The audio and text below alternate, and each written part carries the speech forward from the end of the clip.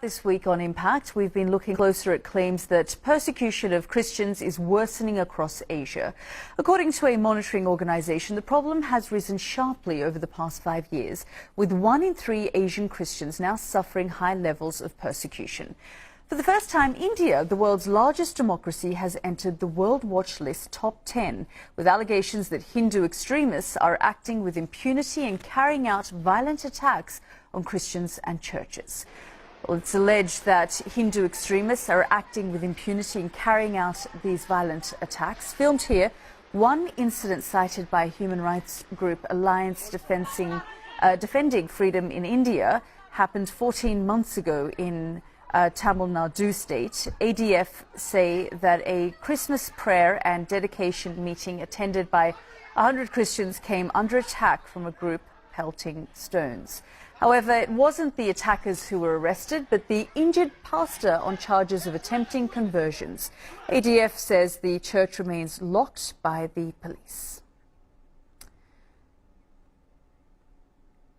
Tamina Arora is a human rights lawyer and director of Alliance Defending Freedom India. She joins me now from Delhi. Tamina, thanks very much for joining us. This is quite alarming that the incidence of violence against Christians in India has almost doubled over the last 5 years.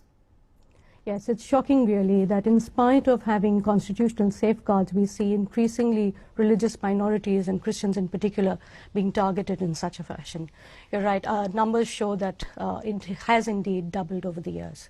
And the fact that India, the world's largest democracy, a country that celebrates so many different religions and so many different groups, is now in the top 10 for the first time. Absolutely. And I think, as you were sharing this previously also, what really is driving it is the impunity that these mobs seem to be enjoying. The fact that you can show up outside somebody's home, outside a church, you can beat up the persons inside and have them arrested is just shocking. And we have seen this over and over and over again. The stats show that there were over about 150 incidents just about 4 years ago. And last year we recorded over 292.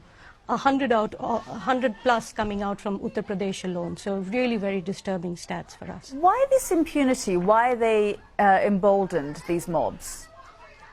I think the mobs seem to understand that this is getting them the attention that they want from political groups. Police officials seem to be very cowed down by the huge mobs that are showing up. They could range from anywhere between 50 to 100 people to 200 people also on occasion. And just looking at those numbers, the police in fact has told me when I've spoken to them on occasion that it's easier for them to take the pastor into custody for his protection, they say. But of course then what follows is a police case, and you keep fighting that for years on end. So let's get rid of the mob, take the pastor into custody, file the case, just quieten them down. And so mob violence is something that the courts have also picked up and talked about how this is a serious issue in our nation at the moment. Part of the problem is this anti-conversion law, which has existed for centuries really in India. Well, not from centuries, but we've had them around 67 and 68. But these laws have been recently, for instance, in the state of Jharkhand, in the state of Uttarakhand, have been introduced again with very, very draconian measures, up to 5 years imprisonment, 6 years imprisonment. And the laws feed into a larger narrative that Christians are giving money to convert people.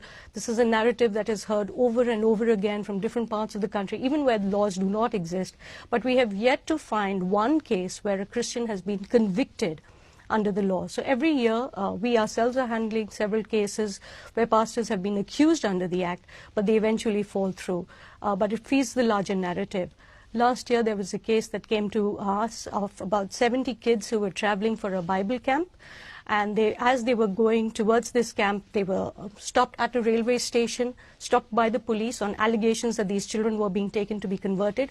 They were all Christian children. The pastors who were accompanying them were Christian. Some of the parents were there, and they were all detained. The children were let off after 3 days. The pastors spent more than 3 months in jail on allegations of conversion of Christian kids, Christian parents, Christians. It's just ridiculous. The reason I said centuries, Tamina, is I was reading that it was actually brought into place under the British Empire. But we have run out of time. I'll have to leave it there. Thank you very much for joining us here on the programme. Thank you.